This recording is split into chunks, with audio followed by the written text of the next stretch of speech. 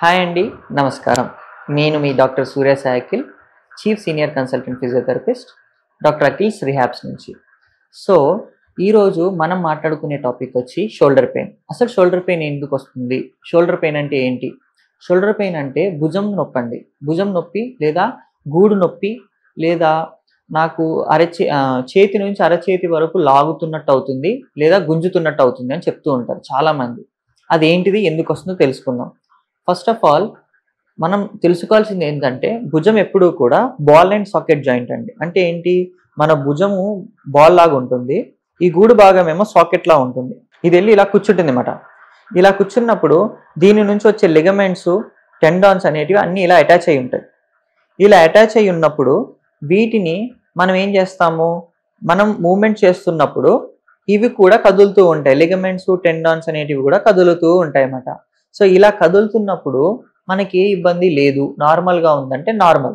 ఎప్పుడైతే ఎప్పుడైతే ఇవి కదులుతున్నప్పుడు మీకు ఇబ్బందిగా ఉంది, మీరు కదపలేకపోతున్నారు, మీరు లేపలేకపోతున్నారు అంటే కొన్నిసార్లు వయసుకు తగ్గట్టుగా ఇవి కండిషన్స్. అంటే 30 ఏళ్ళ లోపు చాలామందికి ఫ్రోజన్ షోల్డర్ లేదా పెరియార్థరైటిస్ అంటాం, ఇది రాదు. 30 దాటిన తర్వాత షుగర్ ఉన్నా, థైరాయిడ్ ఉన్నా, బీపీ ఉన్నా ఇది వచ్చే అవకాశం ఉంటుంది. అయితే ఇది వచ్చినప్పుడు మళ్ళీ తగ్గిపోతుంది కూడా. కాకపోతే ఇది వచ్చినప్పుడు మీరు తీసుకోవాల్సిన జాగ్రత్తలు ఏంటో కూడా చెప్తాను. ఇది వచ్చి షోల్డర్ పెరియార్థరైటిస్ లేదా ఫ్రోజన్ షోల్డర్.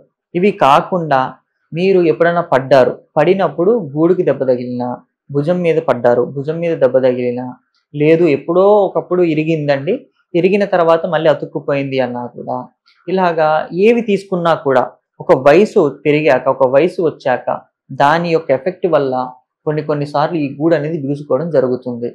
ఇంకొకటి ఏంటిది అంటే, మీరు ఎప్పుడన్నా పడ్డ తర్వాత ఫిజియోథెరపీ చేయించలేదు, ఫిజియోథెరపీ చేయించకుండా అలాగే వదిలేసినప్పుడు కూడా ఏమవుతుంది అంటే గూడు అనేది బిగుసుకుపోయి గట్టిపడిపోయి చెయ్యి లేకుండా అవుతుంది. లేదు, పడ్డ తర్వాత మీరు ఫిజియోథెరపీ చేయించారు కానీ మీకు ఇంప్రూవ్మెంట్ రావట్లేదు అంటే అప్పుడు మీరు ఆర్థోపెడిషియన్ని కలవాలి. ఆర్థోపెడిషియన్ని కలిసి అసలు లోపల ఏమన్నా చిరిగాయా ఏమిటి ఆల్రెడీ మీకు ఫిజియోథెరపిస్ట్ చెప్తారు. ఒకవేళ చెప్పకపోతే ఆర్థోపెడిషియన్ దగ్గర మీకు క్లారిటీ వస్తుంది. ఏమని, అది చిరిగిందా, ఎంతవరకు చిరిగితే ఏమిటి అనేది. మా దగ్గరికి వస్తే మేమే క్లియర్గా చూసి చెప్పగలిగే కెపాసిటీ మా దగ్గర ఉంది. అది ఎప్పుడు వస్తుంది అంటే మీకు ఓవర్ ద ఎక్స్పీరియన్స్, నాలెడ్జ్ ఎక్కువగా ఉన్నప్పుడు మనకు అవి చూస్తే అర్థమైపోతుంది. ఆ ఎక్స్పీరియన్స్లో, ఆ నాలెడ్జ్ తోటి మనం అది అసలు ఏమైంది, ఎంతవరకు డ్యామేజ్ అయ్యింది, దాన్ని ఎంతవరకు రికవర్ చేయొచ్చు అనేటిది మనకు క్లియర్గా అర్థమవుతుంది. సో ఇలాగా మనం ఏంటిది అంటే భుజానికి సంబంధించినవన్నీ చూసుకోవాలి, ఎగ్జామిన్ చేయాలి. సో ఇప్పుడు మనము తెలుసుకోవాల్సింది ఏంటిది అంటే ఈ భుజము అనేది అసలు ఏంటి, ఎందుకు అలా అవుతుంది అంటే ఇప్పుడు మీకు క్లారిటీ వచ్చింది. ఆ షోల్డర్ అంతా బిగుసుకోవడం జరగాలి, లేదా మీకు థైరాయిడ్, షుగర్, బీపీ ఇలా ఉన్నప్పుడు, ఎక్కువగా ఉన్నప్పుడు, కంట్రోల్ దాటి ఉన్నప్పుడు, ఇలా రకరకాలు ఇవి రీజన్స్. ఇవి కాకుండా ఇప్పుడు మనము వీటిలో ఏ రకమై వచ్చినా కూడా ఇప్పుడు మనం చేయాల్సింది ఏంటి అంటే, ఫస్ట్ ఆఫ్ ఆల్ మీకు అది స్టార్టింగ్ స్టేజ్లో ఉంది అన్నప్పుడు ఫిజియోథెరపీని కన్సల్ట్ అయితే మీకు వారం 10 రోజుల్లోనే క్లియర్ అయిపోతుంది ప్రాబ్లం అనేది. అంతకుమించి ఎక్కువ సమయం పట్టదు. వారం 10 రోజుల్లోనే చాలా వరకు క్యూర్ అయిపోతుంది. కాకపోతే ఇక్కడ ఏంటిది, షుగర్, బీపీ ఉంటే కంట్రోల్లో ఉండాలి, పోస్ట్ ఆపరేటివ్ అయితే హీల్ అవ్వాలి లోపల నుంచి దెబ్బలు. ఓకే, ఇలా ఉండాలి దెబ్బలు. లేదనుకోండి, మీరు ఎప్పుడూ కూడా మనకు నార్మల్గా పేషెంట్స్ ఎలా ఉంటారు అంటే నా దగ్గరకు వచ్చి చాలామంది, సార్ ఇది 2 రోజుల్లో తగ్గిపోతుందా, మందులు వేసుకుంటే తగ్గిపోతుందా, గోళీలు వేస్తే నొప్పి తగ్గిపోవాలి కదా, గోళీలు వేస్తే చేయొచ్చేయాలి కదా అంటే రాదు. గోళీలు వేస్తే చేయవచ్చేది, గోళీలు వేస్తే నొప్పి మొత్తం కంప్లీట్గా తగ్గిపోదు, గోళీలు వేయడం వల్ల మీకు 100% రిజల్ట్ వచ్చేది. గోళీలు వేయడం వల్ల మీకు అక్కడ సిమ్టమ్స్ మాత్రమే సబ్సైడ్ అవుతాయి. Tablets will always subside your symptoms, it will never cure your disease. So ఇది ఎప్పుడూ కూడా ఏంటిది అంటే మనకి ఫిజియోథెరపీ ఎక్సర్సైజెస్ ద్వారా అండ్ ఫిజియోథెరపీ మొబిలైజేషన్స్ లేదా మ్యానిపులేషన్స్, లేదు మీకు చాలా పెయిన్ఫుల్గా ఉంది, సో ఎలక్ట్రోథెరపీ కూడా ఏంటిది అంటే ఒక kind of improvement in your mobility. అంటే మీ యొక్క మొబిలిటీని ఇంప్రూవ్ చేయడానికి ఫిజియోథెరపీలో మెషినరీస్ వాడతాం, మ్యానిపులేషన్స్ వాడతాం. ఇవి చేశాక మళ్ళీ మిమ్మల్ని మీరు ఎక్సర్సైజ్ చేసుకునేలాగా ట్రైన్ చేస్తూ ఉంటాం. సో ఎప్పుడైతే మీరు ఈ ఫిజియోథెరపీ ప్రోటోకాల్స్ ఫాలో అవుతారో, ఈ ఎక్సర్సైజెస్ చేస్తారో మీకు ఇంప్రూవ్మెంట్ రావడం స్టార్ట్ అవుతుంది. సో ఇలా మీరు చేసుకుంటూ ఉంటే దాని యొక్క ఫలితం మీకు కనబడుతుంది. ఇవి కాకుండా మీరు ఇంట్లో చేసుకోవాల్సిన చిట్కాలు ఏమన్నా ఉన్నాయి అంటే కొంచెం దానికి మర్దన అంటే ఇది డైక్లోఫినాక్ జెల్స్ గానీ, వాలిని జెల్స్ గానీ ఇలా ఏవో కొన్ని జెల్స్ ఉంటాయండి నొప్పికి సంబంధించినయి. అవి రాసుకొని కొద్దిసేపు అయిన తర్వాత కొంచెం వేడి కాపడం పెట్టుకొని మీ అంతట మీరు చెయ్యి కదుపుతూ ఉంటే ఫ్రీ అయిపోతుంది అంటే చాలా వరకు మంచిది. అలా వేడి కాపడం పెట్టినా క్లియర్ అవ్వట్లేదు, ఏదన్నా రాసుకున్నా కూడా క్లియర్ అవ్వట్లేదు అన్నప్పుడు ఖచ్చితంగా మీరు ఆర్థోపెడిషియన్‌నో, ఫిజియోథెరపిస్ట్‌నో కన్సల్ట్ అవ్వడం చాలా మంచిది. నార్మల్‌గా ఇన్ని టాపిక్స్ మాట్లాడుకున్నాం కాబట్టి ఈరోజు వచ్చే టాపిక్ వచ్చి యూజువల్‌గా నేను వినేది ఏంటిది అంటే అప్పర్ బ్యాక్ పెయిన్. అసలు అప్పర్ బ్యాక్ పెయిన్ అంటే ఏంటిదంటే యూజువల్‌గా నేను అబ్జర్వ్ చేశాను. కార్ డ్రైవ్ చేసేటప్పుడు, బైక్ డ్రైవ్ చేసేటప్పుడు, సాఫ్ట్‌వేర్ జాబ్స్ ఎక్కువ నా దగ్గరికొచ్చేది ఏంటిది అంటే, సార్ నేను కూర్చొని ఎక్కువసేపు బైక్ డ్రైవ్ చేస్తానండి. ముఖ్యంగా మార్కెటింగ్ చేసేవాళ్ళు గానివ్వండి, లేకపోతే నార్మల్‌గా బైక్ డ్రైవ్ చేసేవాళ్ళు గానివ్వండి, చెప్పేది ఏంటిదంటే, నాకు అప్పర్ బ్యాక్ పెయిన్ వస్తుంది. అసలు ఈ అప్పర్ బ్యాక్ పెయిన్‌లో ఎందుకు నాకంత ఇబ్బంది పడుతున్నాను? నాకు అక్కడే ఎందుకంత పెయిన్ వస్తుంది? అని చాలామంది అడుగుతుంటారు. సో, ఇక్కడ మనం గమనించుకోవాల్సింది ఏంటిది అంటే పోస్చర్ అండి. పోస్చర్ అంటే ఇప్పుడు నేను బైక్ డ్రైవ్ చేస్తున్నప్పుడు ఎలా కూర్చుంటున్నా అనేది చాలా ఇంపార్టెంట్. చాలామందికి అవగాహన ఉండదు. ఏంటిది అంటే కూర్చునేటప్పుడు ఇలా కూర్చుంటున్నారా వంగి ముందుకి? అంటే పట్టుకునేటప్పుడు ఇలా హ్యాండిల్ పట్టుకునేటప్పుడు ముందుకు వంగి కూర్చుంటున్నారా? లేకపోతే ఇలా మొత్తం వెనక్కి వాలి కూర్చుంటున్నారా? లేకపోతే స్ట్రెయిట్‌గా కూర్చుంటున్నారా?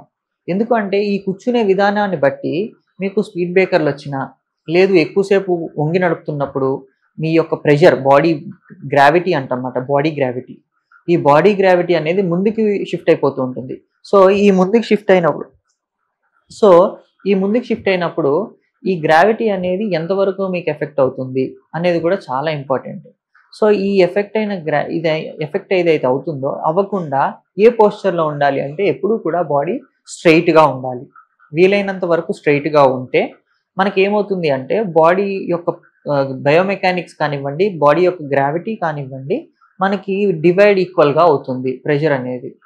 ఇంకొకటి ఏంటిది అంటే మనము ఈ బాడీ పోస్చర్ ఈ ఎర్గోనామిక్స్ అనేది ఒక్క బండి నడపడంలోనే కాదు. మనం డెస్క్‌టాప్ జాబ్స్ చేసేటప్పుడు అంటే డెస్క్ జాబ్స్ ఎప్పుడు చేసినప్పుడు కూడా మనకి కూర్చోంగానే ఇట్లా ముందు టేబుల్ ఉందనుకోండి. ఈ టేబుల్‌ని మనము దూరంగా ఉందనుకోండి, ఇలా ముందుకొంగి పని చేస్తాము. లేదా మనం ఇలా ముందుకెళ్ళిపోయి పని చేస్తూ ఉంటాం. దానివల్ల ఏమవుతుంది అంటే ఈ బాడీ ప్రెషర్ అనేది ముందుకు పడుతూ ఉంటుంది. ఇది ముందుకు పడినప్పుడు ప్రెషర్ ఎక్కడ పడుతుంది? ఈ బాడీ వెనక వైపే కదా! సో, ఈ అప్పర్ బాడీ ప్రెషర్ అనేది ఎప్పుడైతే వెనక్కి వెళ్తుందో, ఈ వెనక్కి వెళ్ళి దాని మీద ఎక్కువ ఒత్తిడి కలిగిస్తూ ఉంటుందన్నమాట. సో, ఇలా ఏమవుతుంది ప్రెషర్ అనేది పెరుగుతూ ఉంటుంది. సో, నన్నడిగితే ఎప్పుడూ కూడా అలా పెరగకుండా దాన్ని మనం కంట్రోల్ చేయాలి. అంటే ప్రాపర్ పోస్చర్ అనేది మెయింటైన్ చేయాలి. దాన్ని మనం ఎర్గోనామిక్స్ కూడా అంటాం. ఈ పోస్చర్ ఎప్పుడైతే ప్రాపర్‌గా మెయింటైన్ చేస్తామో, అప్పుడు మీకు అప్పర్ బ్యాక్ అనేది ఎక్కువగా రాకుండా ఉంటుంది. ఒకవేళ వచ్చింది, దీని సివియారిటీ ఎలా ఉంటుంది అనేది తెలుసుకుందాం. ఇప్పుడు అప్పర్ బ్యాక్ అనేది ఎప్పుడు ఎలా ఉంటుందంటే మెడకి, నడుముకి మధ్యలో ఉంటుంది. ఈ మెడకి, నడుముకి మధ్యలో ఉండే భాగంలో ఈ కండరాలు ఎప్పుడూ కూడా క్రాస్‌గా ఉంటాయి. జిగ్‌జాగ్ ఉంటాయి. మనం దీన్ని ఒక్కొక్కసారి అప్పర్ క్రాస్ సిండ్రోమ్ అని కూడా అంటాం. అంటే అప్పర్ క్రాస్ సిండ్రోమ్ అంటే ఎప్పుడైతే ఈ మజిల్స్ జిగ్‌జాగ్‌గా ఉంటాయో ఈ ఈ ఈ జిగ్‌జాగ్ మేనర్ ఉండే కండరాలు ఎప్పుడైతే పుల్ అంటే ఒక సైడ్‌కి గుంజడం గానివ్వండి, లేదా ఒక సైడ్ బలహీన పడిపోవడం గానివ్వండి జరిగినప్పుడు ఏమవుతుందంటే ఎక్కువ నొప్పి కంటిన్యూయస్‌గా ఉండడం జరుగుతుంది. అంటే నార్మల్‌గా కూర్చున్నా నొప్పుంటుంది, పడుకున్నా నొప్పుంటుంది. ఎప్పుడు రిలాక్స్ ఉంటుంది అంటే ఏదన్నా దాన్ని కొంచెం రిలీజ్ చేసినప్పుడు గానీ, ఏదైనా థెరపీ చేసినప్పుడు గానీ రిలీజ్‌గా ఉంటుంది. దానికి ఐఎఫ్‌టీ పెడతామట. అంటే ఈ 4 ప్రదేశాల్లో 4 ప్యాడ్‌లు పెట్టి స్టిఫ్‌గా ఉన్నది రిలీజ్ చేయడము, లూజ్‌గా ఉన్నదాన్ని స్టిఫ్‌గా అంటే దాని యొక్క టోన్ మెయింటైన్ అయ్యేలా చేయడం అనేది చేస్తూ ఉంటుంది. ఆ మెషిన్ పనితరం అది. సో, ఆ పనికరం వల్ల ఏమవుతుంది అంటే మజిల్ టోన్ అనేది ఇంప్రూవ్ అయ్యి దాని యొక్క స్ట్రెంగ్త్ అనేది రీబ్యాక్ అవ్వడానికి ప్రోత్సహిస్తుంది. కానీ రీగెయిన్ అవ్వదు. దాన్ని మళ్ళీ మనం ఏం చేయాలంటే ప్రోటోకాల్ లాగా మళ్ళీ ఒక డిజైన్ చేయాలి. ఎక్సర్‌సైజ్ ట్రైనింగ్ అవుతుందన్నమాట. సో, మెషినరీ ఏం చేస్తుంది అంటే మెషినరీ ఎప్పుడూ కూడా దాని యొక్క పెయిన్‌ని, దాని యొక్క సింప్టమ్స్‌ని సబ్సైడ్ చేస్తుంది. ఈ పెయిన్ సింప్టమ్స్ ఎప్పుడైతే సబ్సైడ్ అవుతాయో అవ్వగానే మేము ఫిజియోథెరపీలో దాన్ని స్ట్రెంగ్త్ ట్రైనింగ్ చేస్తూ వస్తూ ఉంటామన్నమాట. సో, ఇలాగ ఏమవుతుంది ఈ అప్పర్ క్రాస్ సిండ్రోమ్‌లో ఇలాగ ఒక ట్రీట్మెంట్ చేస్తూ ఉంటామన్నమాట. ఇవి కాకుండా నార్మల్‌గా అప్పర్ బ్యాక్ పెయిన్ ఒక్కొక్కసారి స్పైనల్ అడ్జస్ట్‌మెంట్స్ అంటాం. చాలామంది ఇప్పుడు మనం వినేది కైరోప్రాక్టిక్, ఆస్టియోపతి అని అంటూ ఉంటాం. దాంట్లో అడ్జస్ట్‌మెంట్స్ చేస్తూ ఉంటారు. సో, నార్మల్‌గా ఫిజియోథెరపిస్ట్‌లు కూడా మాన్యువల్ థెరపీ ద్వారా అడ్జస్ట్‌మెంట్స్ చేస్తారు. అంటే అక్కడ చేసేది కైరోప్రాక్టిక్, మనం చేసేది మాన్యువల్ థెరపీ. నేమ్ మాత్రమే డిఫరెన్స్. మెకానిజము సేమ్ ఉంటుంది. దాని యొక్క ఫంక్షను సేమ్ ఉంటుంది. దాని పనికరము సేమ్ ఉంటుంది. సో, మాన్యువల్ థెరపీలో మేమేం చేస్తాము అంటే, ఈ స్పైనల్ అడ్జస్ట్‌మెంట్స్ చేస్తూ ఉంటామన్నమాట. ఎప్పుడైతే ఈ స్పైన్ రొటేషన్ అవ్వడము, లేకపోతే స్పైన్ ముందుకి, వెనక్కి కొంచెంగా జరగడము, అలాంటి స్పైనల్ డీఅరేంజ్‌మెంట్స్ జరుగుతూ ఉంటాయి. ఈ డీఅరేంజ్‌మెంట్స్ జరిగినప్పుడు ఆ స్పైనల్ అడ్జస్ట్‌మెంట్స్ చేస్తూ ఉంటామన్నమాట. ఆ అడ్జస్ట్‌మెంట్స్ చేసినప్పుడు అవి కరెక్ట్ అవుతాయి. ఎప్పుడైతే ఇవి కరెక్ట్ అవుతాయో, ఈ కరెక్ట్ అయిన వెంటనే మీకు చాలా రిలీఫ్ అనిపిస్తూ ఉంటుందన్నమాట. మరి ఈ రిలీఫ్ అనిపించిన వెంటనే మళ్ళీ ఏం చేయాలి మనము? దాని మజిల్స్‌ని ప్రాపర్‌గా ట్రైన్ చేసుకుంటూ రావాలి. సో, ఇవన్నీ సైమల్టేనియస్‌గా జరుగుతూ ఉండాలన్నమాట.